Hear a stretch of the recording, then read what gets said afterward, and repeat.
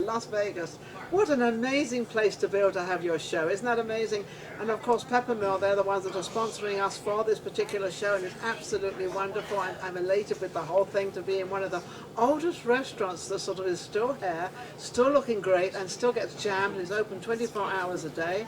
They've got the Peppermill Lounge, and then they've got the restaurant, and everybody comes here, whether it's 1 o'clock in the afternoon or whether it's 1 o'clock in the morning. Either way, they are here. And of course, I have the privilege of actually having Knee Deep in Purple again on my show, but there's a reason I have them back again. Number one, they are becoming a number one, and I've just seen them down at, they were just at the Cannery, the East Side Cannery on, I think it was Boulder Highway in Las Vegas, obviously. So I have with me Brandon, and Brandon, you are the one that plays that piano up and down. Organ.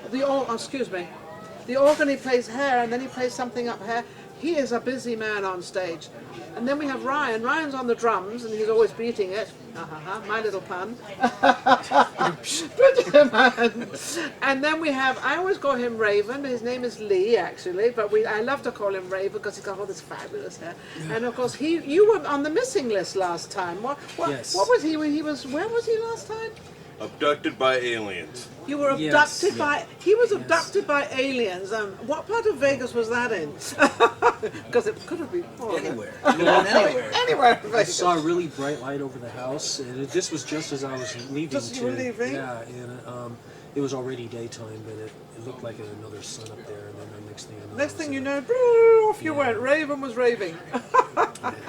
Anyway, so we have the group, but there's a reason here, because we had them, they just played at the Canneries, I just mentioned, and that was amazing. They had 2 standing ovations. Have you ever sort of seen that before? I didn't even see that when we played, because I was stuck in a glass cage and I had my glasses on, I couldn't see nothing. He actually wears a banner or something, right? Well, yeah, my purple bandana. Purple bandana he was wearing. He has dark glasses. Yeah. And I want to ask you a question. They have this glass cage around you of drums that are absolutely amazing.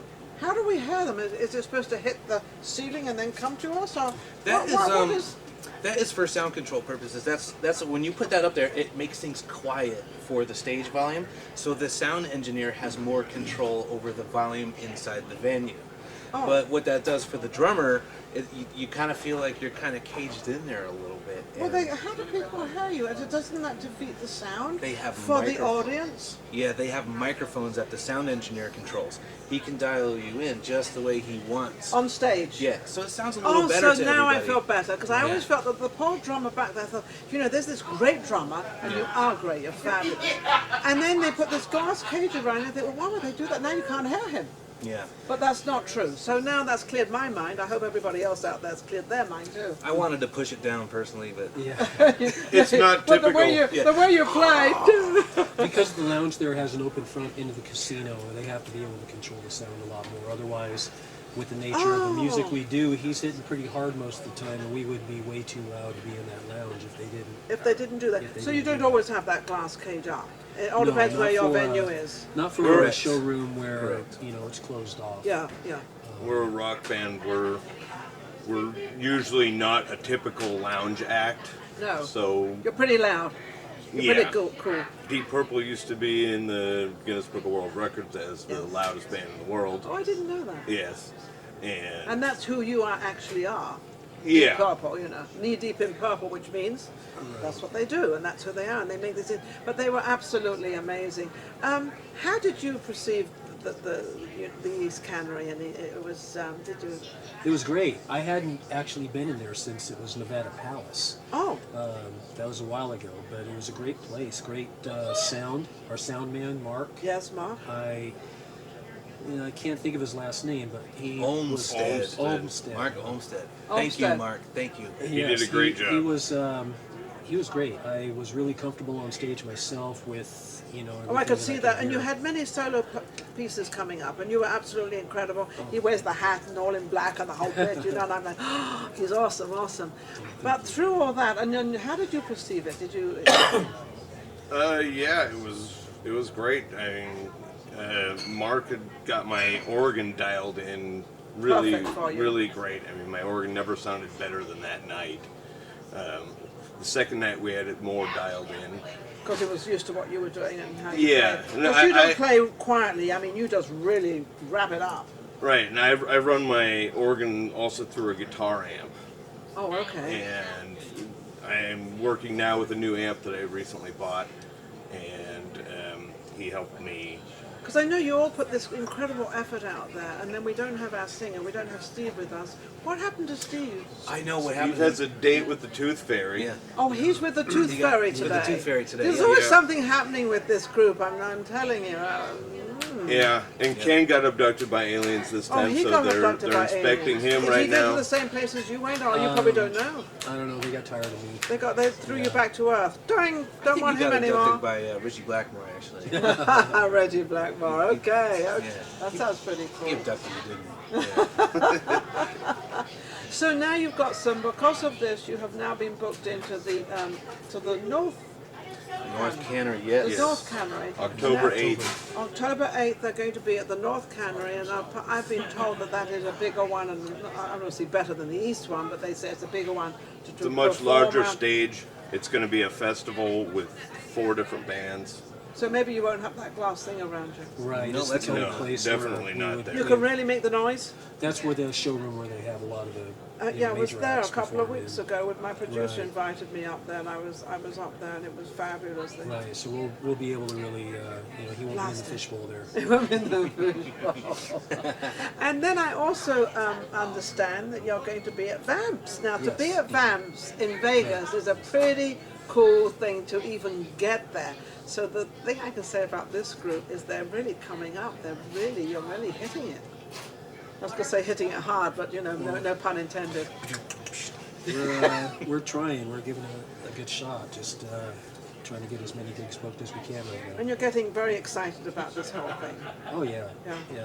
It's been exciting. It's been a lot of hard work too. A lot of we've all had things happening in our personal lives through the course of getting ready for these shows that we're doing. Absolutely. Sometimes it's a little. Sometimes it doesn't work that much, does it? Sometimes it's hard to keep up with everything and while maintaining your practice and You have to concentration on maintain the all music. your own jobs, and because this doesn't keep you, alive. For all the now, time, but, well, but because hopefully of where you're going, Right. it'll be good. So, but you've all been in the music business for some time, so this must be really quite exciting for you, Yeah. It's great. It's wonderful. It's wonderful to put in a lot of hard work like that. And and it's paying off. well, yeah, to have people come out and see you and for them to like what you're doing is Right. always the reason to do it. Yeah. And then to see you and Barb hanging out and Yeah, of having course, a great Barb time. Bailey is the one that Yeah. invited me. She has Barb Bailey Entertainment. She is out of Chicago, absolutely amazing woman. I've known her for many, many years, and we go back a long time. And she actually represents them. She's their manager, so she books all these shows and everything. And she's done quite a good job on them, getting these Oh yeah, bookings. we love Barb. Yeah, we love she's Barb. Thanks, something else. Barb. Barb. Hi. Hey, we do Barb, it how are again. you doing? She's Yes, coming back for Vamped. Yes, she is. She said Yes. that's what she said. She said, Nina, I'm going to be back out there. So great, absolutely. That was quick. Absolutely wonderful. Do you have any CDs or anything that you're going to be performing or putting together a CD or something? Are you working on that yet? Not yet. Not We're not at that stage yet. That you it's feel- it's all a step-by-step process. We're more looking at getting some videos of our live material out before we would consider Right, something with us like being that. more or less a performance band of music that's already been recorded Yes, by yes. Deep Purple, we'll probably put out something in terms of a live performance, A live performance, DVD yes. or. That would be at least great to have a coordinated. live performance come out, because that We- would be, There are to some, record one. right? There's some videos out there of us playing particular songs. Sometimes people take them with their phones and they post them. Sometimes they don't post them. It's kind of funny. You see 100 cameras pointed at you when you're on stage, and then nobody posts anything. No, It's- no. Well, just whatever you have to post, send it to me, and John will post it for us. Absolutely. So, and if you've got anything, we'll put it up Yeah, there. that would be because great. I love to, Bob's my friend, and if I can, and also you've all become my friends now, because now I'm sort of watching everywhere you're going and what you're doing. Yeah. So anyway, so they're going to be at Vamps on April the 16th, you said? April April 1st. first. Oh, April- 1st. April 1st. April 1st? Hang in. Is that not April Fool's Day?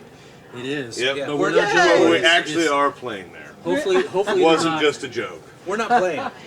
We're not playing. Oh, you'll find out once you get there, and it's Yeah, you'll see them once you get there. So don't going to forget actually be a April 1st. polka band. There you go. Right. And all the up and coming performers. So watch out for them. They're knee high, in purple, absolutely. Knee deep. I'm sorry, here we go. I did this once before. Knee Deep in Purple, absolute fabulous band, absolutely amazing. But I know that my producer can actually cut those words out, so I don't have to really worry.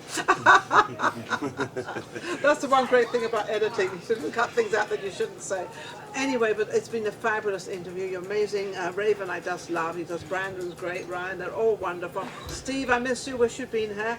And also the other guy. What's his name? Ken, we miss you too. And you're up there doing your thing, and you're absolutely fabulous. We're over and out at the Peppermill, Vegas Live with Ninon.